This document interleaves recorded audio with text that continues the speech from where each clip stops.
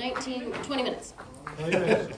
That is our, kind of our standard for morning briefings. The first one or two may go longer, but we try to go 20 minutes or shorter. And they generally, as an incident progresses, unless there's a whole lot of new information or big changes, they get shorter. A lot of times we're down to 15 minutes. Does all the command general staff have to speak at every briefing? No, it's only if they have something pertinent that the folks out in the field need to know. The 204s, it listed out the detailed assignments. So ops doesn't go up here and meet every one of those and so on, because at the end of the briefing, you'll take your division and group supervisors, or if you have branch directors too, and you go individually and you'll get more details about what you're going to be doing for the day. So this is kind of the big picture overview, make sure everybody understands, why we're here and how we're going to accomplish the mission. They understand the objectives. If it's people who are not exposed or not used to using IEPs, we get new faces and so on, we'll usually go right through these objectives and so on, and just to make sure people know that, and maybe also the leader's intent. It actually takes a little work as a group to get it down to that 15 or 20 minutes. Yeah. Because sometimes everybody's not on the same page with how much information they need to deliver, and sometimes you gotta help them. Yeah, and with new folks that aren't used to it, a lot of times before we do our first briefing on any of the teams I've been on, we'll do a little dress rehearsal, because we want this to be professional, and we want it to be short and sweet and so on. And it's and we try to keep the team all in one place, kind of lined up in the order they're going to present, so there's not waiting for somebody to come in from the back of the crowd to give their presentation. Sometimes too, with plans, if you're dealing with agency administrators who are not familiar with giving briefings, you may need to coach them a little bit. I had one agency administrator once who, first time he'd ever been exposed to an incident. He was a district ranger on the National Forest, but he'd been a recreation person and all of a sudden he's got a huge fire. Now he's a district ranger, and he gets up and he talks and he talks and he talks about things that are going on in his district and great programs and all the great people and all that. And after the briefing, I said, could one beat up old district ranger talk to another one about what you're really supposed to say at briefing? And he said, I had no idea. I was just up there babbling. And I told him, let me tell you what they want to hear any special concerns you have, and they want to be thanked for being here. And that's pretty much it. You notice there wasn't anything from the audience. What didn't happen there? Questions. It's a briefing, it's a presentation of the operational plan. Yeah. It's not like, do you have any questions about it? No. Yeah, you get your questions to at your division breakouts, because they can interrupt. Hurricane Isabel, we're in the middle of briefing, and so logistics is talking. Some guy's up on the balcony of the hotel, we're briefing out this parking lot, and he said, well, I just want to know where my laundry is I turned in to get done.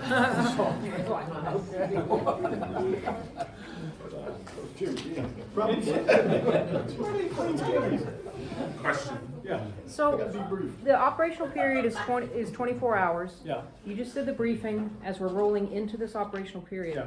Can you remind me again, how do all of you get like your sleep time? Like how do you do the shift change so that you only are working your 16?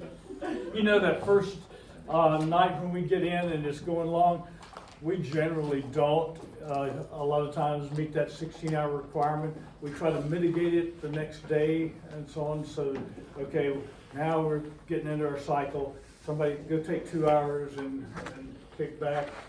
But it's just a reality, even though we've got the 16-hour guideline.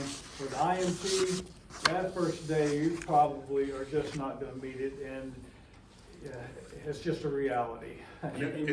We mitigate that by, towards the end of the assignment, the finance section chief will write a little letter saying these people exceeded their shifts on this date, and then she brings it to the IC, and the IC will sign it, and it kind of becomes part of the official documentation. Yeah. So when one of you does go to sleep for more than 2 hours, who's covering your awareness area? Well, if something happens, like you always find somebody in your shop to say, hey, I'm going to be out of pocket, or I'm gonna be away from the ICP or whatever Yeah. for a bit to be in charge. But you also let the IC know, you know, when the command general staff, you say, hey, by the way, I'm gonna be out at division so, you know. If you have a deputy activated at that time, that's the easy button, have your deputy, Yeah. have your deputy in charge. You still always have deputies on small incidents. And again, we're talking about a planning process, so it's a 24-hour from 6 to 6 in the morning. Yep. That doesn't mean we can't sleep at night, but Yeah. what we may do on fires is we'll put a 204, we'll call it night shift, Okay. and we'll assign a division supervisor, and we'll have 5, 10 engines out there working. We have communication staff, so they have communication back to the ICP. They're working the night shift, we're all in bed. But the IC also briefs the logistics chief and communications that if something happens, they know where the 10 is and they come, hey, Sean, you need to get up, there's something going on. And that happens a lot actually, where either an accident or the fire blows up or, so then we actually get people up and we go back to work. But again, it's a 24-hour planning process. You can sleep within that planning process. 24-hour work shift. Yeah, not a work shift. Yeah. Typically, all depends on the nature of the incident, the needs of the incident, but typically if we have a 0600 briefing, there's gonna be an 0530, operations is gonna pull the division suits together again and just make sure that there's no new information that would change the plan. 0600 would be a briefing. You might have just, your kind of, it's not a semi-formal command and general staff meeting, whenever the incident commander wants to have it, during the morning or early afternoon, that's up to them. But then you launch in and have your tactics meeting, 1500, 1600, 1700, whatever works. Then, you know, you get into your planning meeting, probably an hour to 2 hours later. And then you're pulling together your IEP and the plan is gonna say, hey, I need all the parts of the IEP in here by 2000 so that resources can start putting it together. And GIS folks are making maps and so on. And typically, most people are done by 2200 and they go to bed, but except that you may stagger some things.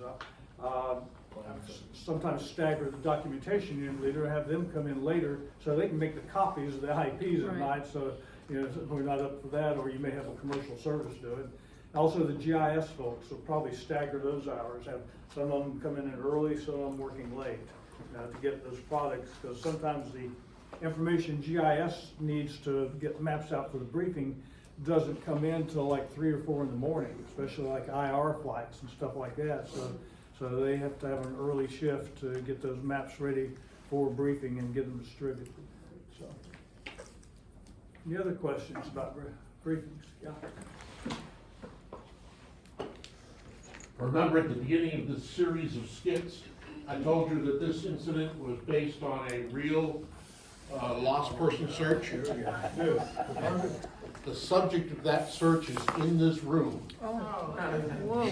4 years old. Oh! You can imagine how many decades ago that was. But, it was not my only time of being lost as a kid. I never knew I was lost. I was having a great time. So you were the country hit kid. I was a country hit kid, believe me. So how far away did you make it? I was, on this one? Yeah.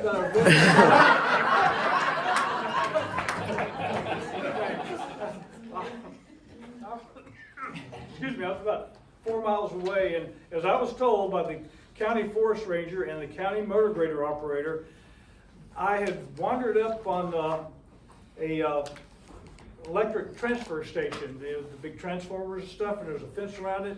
And they said they grabbed me off of the top of the fence as I was climbing over the fence to get in there. So, a little bit later, we wouldn't have this story. How many thousands of dollars did the county spend looking? You mean just on that one or over? Over. Me and one of my buddies, I don't know. It was a lot. It was a lot. I know that around there, I mean, it took a long time as a kid growing up to kind of outlive that, because people would stop at my folks had a big country general store, people stopped at, I remember we looked for you in the woods, back then. So how many days were you out there? Was it? No, that was just, on that one, they got me, yeah, that one, it was the next morning when they snagged me, but Yeah, this was the country. Kids were out all the time. It wasn't like it is now. When I was 7, I had a series of lean-tos within a mile of the house, and I'd go sleep in those at night a lot of times.